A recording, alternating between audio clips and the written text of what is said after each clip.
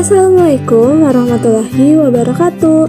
Hari ini kami dari kelompok 4 akan menjelaskan mengenai materi karya ilmiah.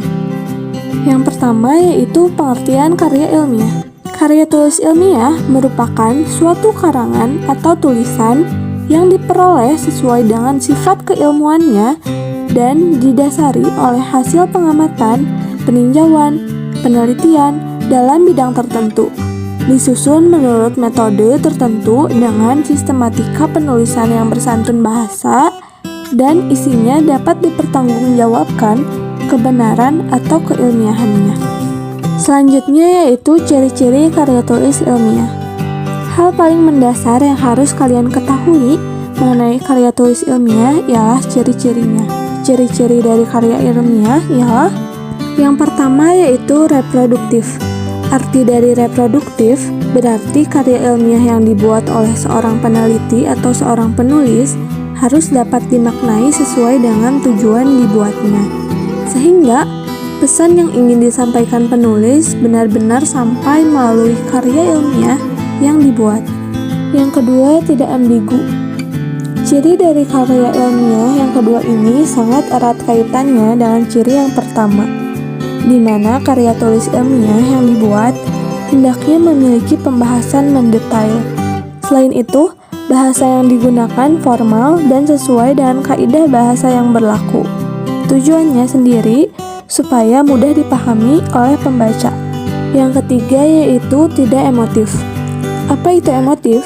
Emotif ialah aspek perasaan. Karya ilmiah dalam pembuatannya sama sekali tidak melibatkan aspek perasaan, karena seperti yang kita ketahui, karya ilmiah memuat fakta atas hasil penelitian atau pengamatan yang telah dilakukan. Yang keempat yaitu menggunakan bahasa yang baku. Bahasa yang baku dalam penulisan karya ilmiah adalah sesuatu yang diharuskan, bahkan menjadi salah satu syarat dalam pembuatannya. Penggunaan bahasa yang tidak baku akan menyulitkan pembaca untuk memahami sebuah karya. Yang kelima, bersifat dekoratif. Dekoratif artinya karya tulis ilmiah yang ditulis haruslah memiliki satu makna. Pada intinya, karya yang dibuat haruslah dapat menyampaikan pemikiran penulis atau peneliti terhadap pembaca tanpa membingungkan. 6. Menggunakan kaidah keilmuan. Penulisan karya ilmiah menggunakan bahasa atau istilah-istilah akademik. Hal ini tentunya berdasarkan bidang penulis atau peneliti. Hal tersebut bertujuan supaya penulis benar-benar terlihat memiliki kemampuan dalam bidang yang dikajinya. Bahkan, bahasa yang digunakan dapat menunjukkan seberapa ahli seorang peneliti dalam bidang tersebut. 7. Memiliki kohesi. Kohesi di sini memiliki arti keterhubungan. Artinya, karya tulis ilmiah yang dibuat haruslah memiliki keterhubungan dan keterkaitan antara bagian atau babnya, serta tidak menggunakan bahasa yang bertele-tele dalam penyampaiannya. Karya ilmiah yang dibuat memiliki keterkaitan dan keterhubungan, tidaklah berdiri sendiri-sendiri, sehingga pesan yang disampaikan benar-benar utuh. Struktur karya ilmiah. Hal ini sudah sangat umum. Setidaknya secara garis besar terdapat 3 bagian dalam struktur karya ilmiah. Yang pertama, pendahuluan.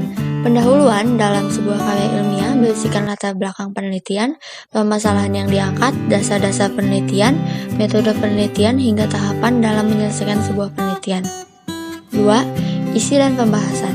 Isi dan pembahasan dapat dikatakan merupakan bagian inti dalam karya ilmiah, sebab pada bagian inilah proses tahapan penyelesaian yang telah disusun di bagian pendahuluan diaplikasikan.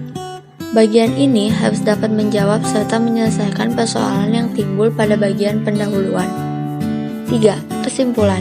Kesimpulan merupakan bagian akhir di mana berisikan simpulan dari akhir pembahasan atau penelitian yang telah dilakukan.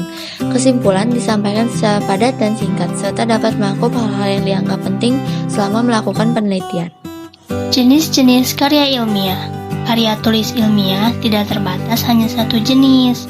Nah, untuk itu, dalam bagian ini saya khusus membahas mengenai jenis karya tulis ilmiah yang paling populer. Berikut jenis-jenis karya tulis ilmiah yang harus diketahui.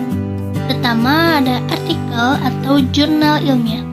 Jenis karya ini dalam dunia jurnalistik disebut dengan tulisan yang berisi pendapat bersifat subjektif.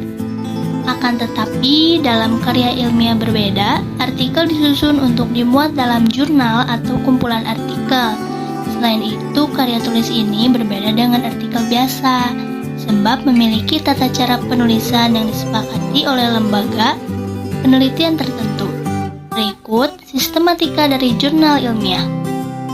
Pertama ada judul, kemudian nama penulis, kemudian abstrak, kata kunci, pendahuluan, kajian teoritis, pembahasan, penutup, dan yang terakhir ada daftar pustaka. Untuk yang kedua ada makalah. Makalah adalah sebuah karya tulis ilmiah yang menyajikan suatu pembahasan dengan sifat yang empiris dan objektif. Makalah biasa disajikan dalam seminar-seminar, presentasi di ruang kelas, baik tugas perkuliahan atau sebagai tugas sekolah. Berikut sistematika dari makalah. Ada pendahuluan, pembahasan, dan juga kesimpulan. Kemudian yang ketiga ada kertas kerja. Mungkin ada sebagian orang yang baru mendengar karya tulis jenis kertas kerja. Namun apabila mengacu pada pengertiannya, kertas kerja sama halnya dengan makalah. Hanya saja kertas kerja pembahasannya lebih mendalam. Kertas kerja sendiri biasa dibuat oleh para ilmuwan yang melakukan penelitian di laboratorium. Dengan dibuatnya kertas kerja, para ilmuwan memungkinkan untuk mempresentasikannya dalam ruang seminar. Kemudian yang keempat ada paper. Paper atau dalam bahasa kita lebih dikenal dengan sebutan jurnal, merupakan karya tulis ilmiah yang dibuat di lingkungan akademis, baik jenjang diploma, Starta 1, Starta 2, maupun Starta 3. Tujuan utama dari pembuatan paper ini adalah sebagai bentuk pembelajaran. Nah, sampai sini saja materi pembelajaran mengenai karya ilmiah. Semoga apa yang kami sampaikan dapat dipahami dan dimengerti ya. Terima kasih. Wassalamualaikum warahmatullahi wabarakatuh.